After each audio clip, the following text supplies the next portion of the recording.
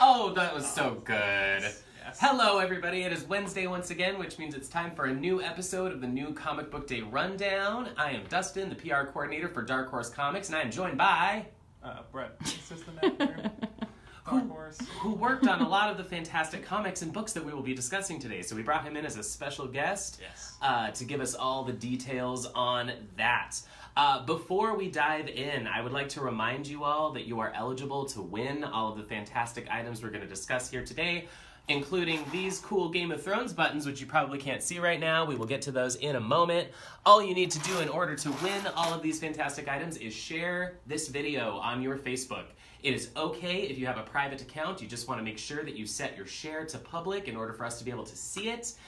Keep an eye on your post tomorrow a.m. We will let you know if you are the winner. We also had a couple of exciting announcements this week, including that we are going to be doing The Art of We Happy Few, so don't be a downer and pre-order that on Amazon. We've also got a new comic series coming called Light Step. We're very excited about that, just announced that this week. And in addition, we are doing a Tomb Raider fan art contest that is running through August 31st. We've got details for that on darkhorse.com/newsfeed. So check that out. We're getting a lot of great entries. You guys have been killing it with that. And there's still plenty of time to get those in. As per usual, we're also running some great digital seals, and I will let Brett take it away with that. Yes. So with a new Beast of Burden series this week, which we will get to in a moment. Momentarily. We have a Beast of Burden mega bundle going on right now, so you can get all of the Beast of Burden comics for $9.99 or single issues for 99 cents each. Beast of Burden is a series by the award-winning creators Evan Dorkin and Jill Thompson about occult dogs and cats. To very briefly to paraphrase it.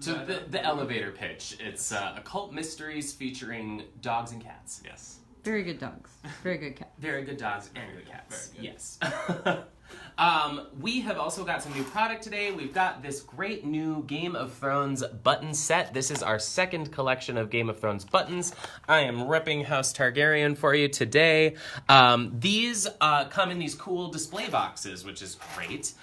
So there's actually 14 styles of buttons. We've got Sansa Stark, of course.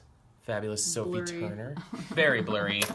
Jon Snow, obviously. Mr. Tyrion Lannister. I know we've got the Hound in here. I just can't find him. He's pretty inconspicuous. That's Tormund. He's inconspicuous. But that's my favorite character, in case you're wondering. Feel free to comment your favorite Game of Thrones character, because they're probably included in this button set. And then you can wear their button. I can't remember exactly what I said about that. There's 14 designs, but there's 200 pins in the box, so there's plenty to share. So you have some for yourself and some for your friends. Yes. And as Brett was mentioning, we do have a brand new Beasts of Burden series today. This is the miniseries Wise Dogs and Eldritch Men #1 from 8-time Eisner Award winning writer Evan Dorkin. This features art by Benjamin Dewey. Joining us for this new miniseries, it's lettered by Nate Picos, and it's got a variant cover by Raphael Albuquerque, which is absolutely amazing. As we were saying, this follows a heroic pack of canines. This group is known as the Wise Dogs, as they set off on a mission to clean up a Pennsylvania corridor that is plagued by seemingly unrelated occult disturbances that include a fire salamander and a horde of mutant lurkers. There is the fire salamander. So fiery. So fiery. I'm so excited this series is finally out. It's been in the works for a little bit, and did not be disappointed with Benjamin Dewey's art, which is beautiful. I love him. He's a great artist to do these miniseries while Jill is still working on future Beast of Burden and stuff at the same time, so we can keep the Beast stuff flowing out. Rolling. Yeah. Yeah, for anybody that's nervous about it, regular artist Jill Thompson will be back in the future. Ben Dewey is just stepping in for this particular miniseries. And his art is beautiful, and you should love it. Yes. Ben is the best. Yeah, we love him. Okay. I think we're on bedtime games. Bedtime games #3. Okay. It's the Look at that cover. new horror series from Nick Keller, Connor Nolan, and Kelly Fitzpatrick. After discovering a powerful game that can transform them into their worst nightmares, 3 friends plan ways to use it for themselves. not knowing that the monstrous creature of the game is coming to get it back and destroy whoever gets in his way. Yeah. Show some art Freddy from Krueger this. nightmare. There is some. This artist is great. Very Corbett-esque, very perfect horror themed book. I love reading this book. So. Yeah, I love this series, and you can definitely see the Richard Corbin inspiration in the art style. Ooh. It's iconic for a reason. Yeah. Let's see if I can find a page. Another page. Yeah, let's do this one. Ooh. Yeah, it's spooky. Spoopy. Spoopy. Very spoopy. Very spoopy. Yes. Poor old man. R.I.P. Guys, very sadly, Buffy the Vampire Slayer is reaching the close. This is the penultimate issue of Buffy the Vampire Slayer Season 12, The Reckoning. So this is issue number 3. Number 4 will be the final one. We've got awesome variant covers for you. Covers here are by Stephanie Hans. That's the regular cover. Variants are by Georges Genty and Scott Fisher. This follows a battle against future Slayer and Slayer twin Hearth and his Legion of Evil. The reckoning is now, and if the future can be changed, it will take everything that Buffy has to save the Slayers and our world. Let's look at the inside of this. Oh, hey, here's some battles with Frey. I'm so excited that we had Frey come back for this final season to close this out. As many of you may have heard, the Buffy license is in fact moving on from Dark Horse at the end of this year. So we are working with Joss Whedon to close out the series in a very satisfying way. So look for Buffy Season 12, The Reckoning, in comic shops now. Cool. All 3 of them. All 3 of them. So, Black Hammer, Age of Doom, number 4. If you're not reading this series already, I feel personally attacked by you. So please read this series. All is revealed when Lucy makes her way back to the farm from Dreamland, confronting the mastermind of the current situation. The revelations here will alter the fate of the Black Hammer family forever. From Jeff Lemire, Dean Ormston, Todd Klein on letters, and Dave Stewart on colors. Series is great. It's a great variant from James Herron, who continues to be amazing on all covers, on all things. So this issue specifically, you're going to want to check out. The ending especially will leave you begging for the next issue. It's very... I like to liken it to the ending of The Sopranos, but instead of being unsatisfied because there's no more left, there's going to be another issue, so it's going to be great. So the finale of The Sopranos, if there was more. Yeah, exactly. Gotcha. Don't Stop Believing, we'll continue playing it. This is a very good spread. It's got Golden Gale in fine form. Yeah. Yeah. You know, Always the best. being her gal self. And making a sharp right turn, we have got a new DreamWorks How to Train Your Dragon. This is the Dragonvine trade paperback. Hiccup, Toothless, and the rest of the Dragon Riders encounter 2 deadly yet mysteriously linked threats. So writer, director, and producer Dean DeBlois is co-plotting these stories, and they tie into the upcoming film.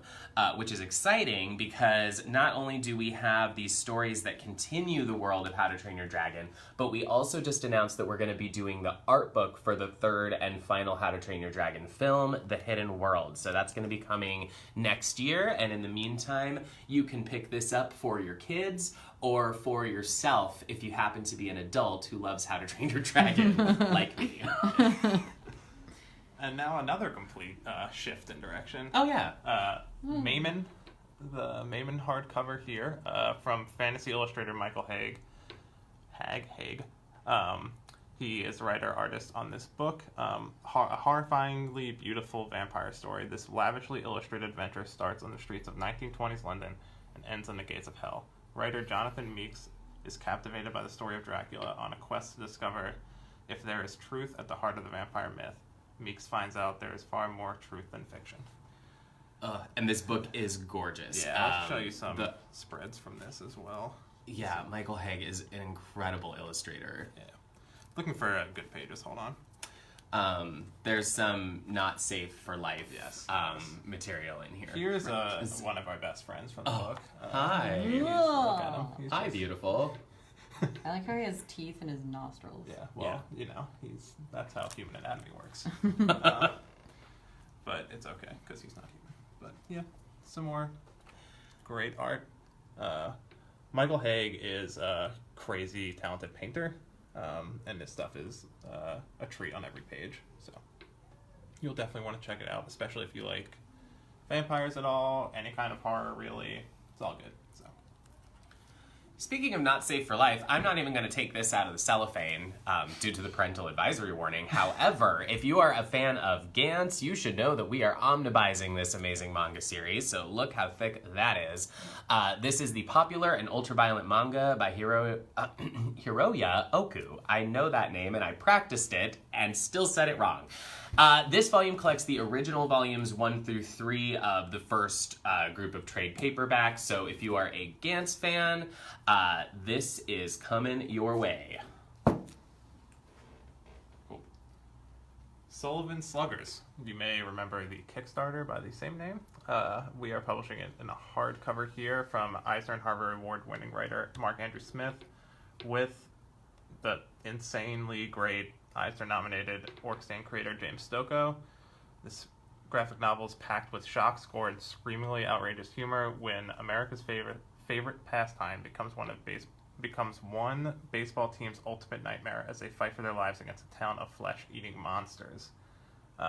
This volume also has a bonus pinup section in the back with lots of concept art and multiple other artists doing pinups and a whole lot more. It's a great backup section. I love this book so much. This book is James Stokoe's insane. art is one of my favorite artists. He really gets to flex his muscles on monster design in this book as well. Which he excels at. Yes. Many of you may remember that he was the writer and artist for Aliens Dead Orbit, which was an incredible miniseries.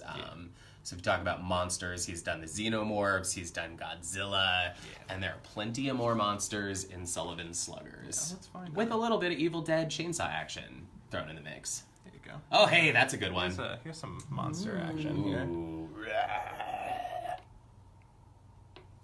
And there's a good burp sound effect in there. Yeah. Perfect. That was a well-timed sound effect. You're welcome. And last but certainly not least, we have got The Legend of Korra Turf Wars Part 3. The finale is here at last. Let's dive into some interiors here. When Asami is kidnapped, Korra sets out to the spirit wilds to find her. Now teeming with dark spirits influenced by the half-spirit human Tokuga, the landscape is more dangerous than ever before. The two women must try in each other and work together if they are to make it out alive. Their fate is revealed in this stunning action-packed conclusion to The Legend of Korra Turf Wars. So this is the third and final volume in the Turf Wars. Do not worry, there will be more coming. Hang tight for announcements on that. This is written by original Legend of Korra series co-creator Michael Dante DiMartino. It's got art by the incredible Irene Coe. So we are very excited to finally have this out in comic book shops this week. If you're buying it from Amazon or a place like Barnes & Noble, it will not be out for 2 more weeks, but if you check out your local comic shop, you can get it early there. If you don't know where your local comic shop is, there's a fantastic comic shop locator tool in which you can just plug in your zip code and it'll tell you the local comic shops that are closest to you. So that's everything for this week. As a reminder, if you would love to win all these awesome prizes, which includes some great kids titles and inappropriate horror to go along with them, all you have to do is share this video. Like we said, just make sure it's a public share and we will let you know tomorrow morning if you are the winner. Thank you for tuning in. We will see you next week.